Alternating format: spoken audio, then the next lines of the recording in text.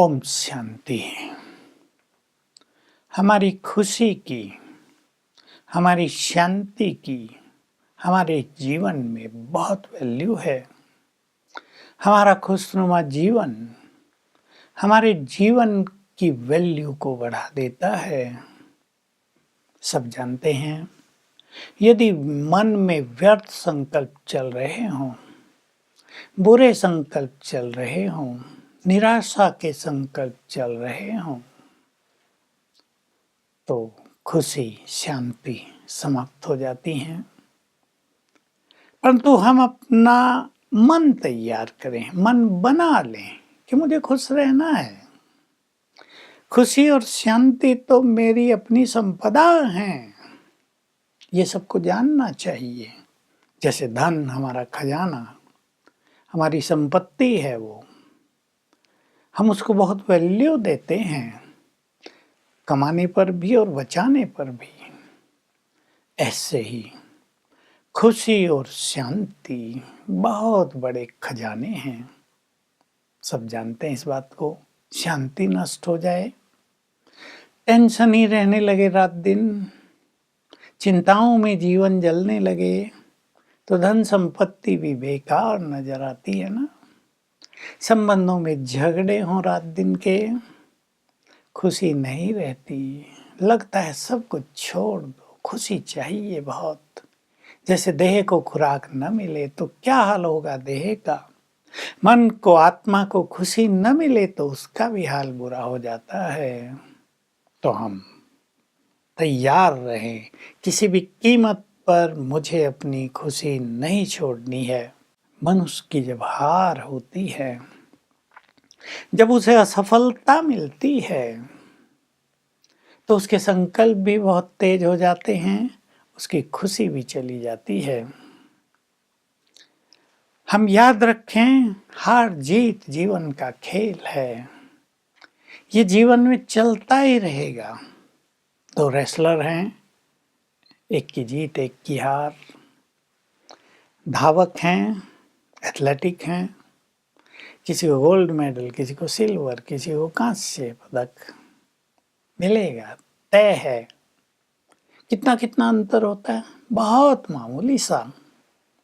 लेकिन एक धावक जिसको कांस्य पदक मिला, वो निराश हो जाए, छोड़ दे, हम नहीं दौड़ेंगे आज से, हमारे भाग्य में तो सफलता है ही नहीं, हमारी तो हार ही हो रही है जहाँ तहाँ, हमने पता नहीं क्या पाप कर्म किए, हमारा तो भाग्य ही फूटा हुआ है।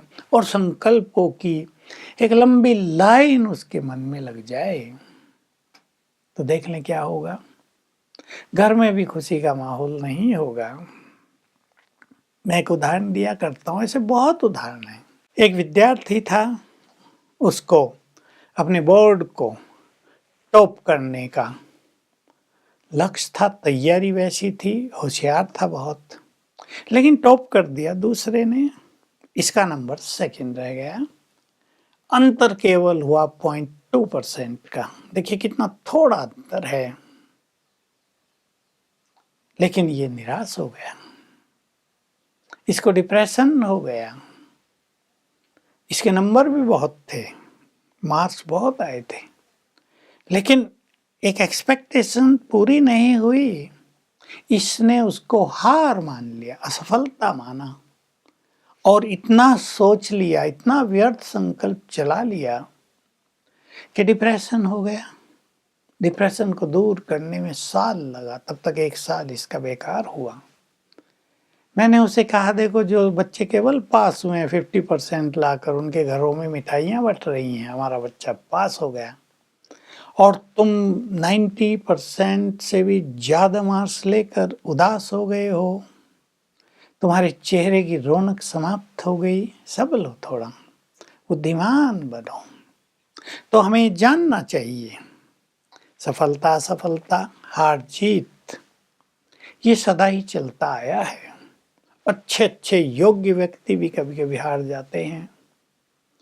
अच्छे अच्छे बहादुर लोगों को भी असफलता का मुंह देखना पड़ता है, हार हो जाती है उनकी। बड़ी बड़ी सेनाएं भी अनेक बार हार मान लेती हैं। हार से हार नहीं मानना है, बस ये स्लोगन पक्का कर दो, कहीं भी होने वाली हार मुझे हरा नहीं सकती, मेरी जीत निश्चित होगी, कोई भी हार मेरे मनोबल को गिरा नहीं सकती। ये पावरफुल संकल्प कर लें, क्योंकि मैं भगवान की संतान हूँ और ही इज ऑलमाइटी, तो मैं भी बहुत पावरफुल हूँ। शक्तिशाली आत्माएं कभी भयभीत नहीं हुआ करती, वो तो निर्भय हैं, वो पीछे कदम नहीं हटाती, कुछ भी हो जाए वे तो बढ़ती रहती हैं। तो हार हो जाए, बहुत सारे व्यर्थ संकल्प अपने मन में चलाए नहीं, बार बार प्रयास करने पर भी मेरी हार होती है, क्या करूं, इससे तो अच्छा मर जाऊं, इससे तो अच्छा ये काम छोड़ के कुछ और कर लूं। आजकल मरने का संकल्प बहुत होगा आता है, कई बार असफलता हो जाए, निराश होकर सोचते हैं सुसाइड कर लें। बिल्कुल कमजोर संकल्प, कायरता से भरपूर संकल्प है। अरे जो अंधे लोग भी, जिनको सूरदास कहते हैं, नेत्रहीन, आजकल अलग अलग नाम दिए जाते हैं, बड़े बड़े काम कर रहे हैं।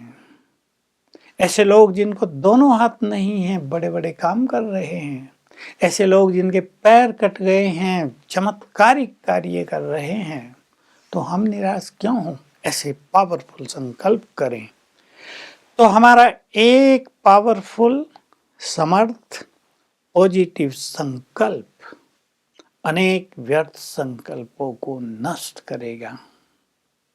तो बस ध्यान दें, इस व्यर्थ की दलदल में फंसते न जाएं, क्योंकि ये ऐसी दलदल है, गहरी होती जाती है, डुबो देती है, नष्ट कर डालती है।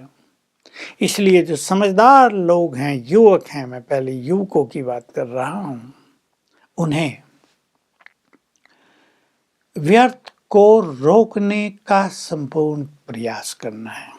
ईश्वरीय ज्ञान और राजयोग उसमें बहुत बड़ी भूमिका निभाता है, लेकिन केवल संपूर्ण ज्ञान ले लेना काफ़ी नहीं है, उसको यूज करना, उसको अप्लाई करना, इसकी बहुत आवश्यकता होती है जीवन में। एक फील्ड में हमारी हार हो रही है, अगर आपको लगता है तो उस फील्ड को बदल लो, आप अच्छी तरह विचार विमर्श कर लो, परिवार वालों से कर लो, फ्रेंड से कर लो, बड़ों से कर लो, उस फील्ड को बदल लो, क्योंकि कभी कभी समय का प्रभाव भी मनुष्य पर बहुत होता है और किसी एक फील्ड में हमें बरकत नहीं है, वो जैसे बना बनाया खेल है, हम जल्द ही उसे पहचान कर, इससे पहले कि हम डूब जाएं बिल्कुल, हम उसे बदल लें तो बहुत अच्छा होगा। तो चाहे हार हो चाहे जीत, हमें अपने व्यर्थ संकल्पों को बढ़ाना नहीं है। कभी कभी जीत में भी मनुष्य बहुत खुश तो हो जाता है, वो तो होगा ही, लेकिन होता क्या है कि अभिमान में भी आ जाता है मनुष्य, धन बढ़ गया, उसका मिसयूज भी करने लगता है, न जाने क्या क्या सोचने लगता है, वो भी एक व्यर्थ सोचने का प्रवाह चालू करने का एक साधन बन जाता है, धन की वृद्धि। लेकिन कई धनवान हैं जो अपने धन का सदुपयोग करते हैं, अपने धन को पुण्य कर्मों में लगाते हैं, दूसरों की सेवा में उसको लगाते हैं, तो उसका बल उन्हें और सुखी कर देता है। तो हम सभी व्यर्थ से बचेंगे। व्यर्थ हमारी चीज नहीं है। व्यर्थ सोचने का काम दूसरों को दे दो, वो सोचे ना, हम क्यों सोचें। हमारा जीवन तो समर्थ के लिए है, हम भगवान के बच्चे हैं, हमें अच्छा अच्छा ही सोचना है।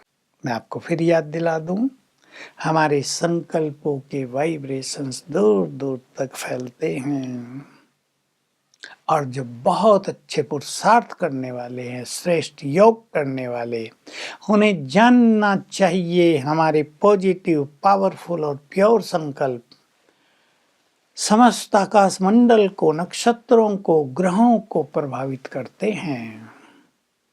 तो क्यों ना हम ये महान कार्य करें, हम क्यों व्यर्थ में रहकर अपनी इस श्रेष्ठ एनर्जी को नष्ट करें, अपने को ये चिंतन देना है, तो बहुत अच्छा हो जाएगा। हम व्यर्थ से मुक्त होते चलेंगे, अच्छे संकल्पों से हमारा मन भरपूर होता चलेगा और हमें ये रोज रोज रियलाइज होगा कि ये सुंदर संकल्प हमारी पर्सनालिटी का निर्माण कर रहे हैं और सुंदर बना रहे हैं, आकर्षक बना रहे हैं।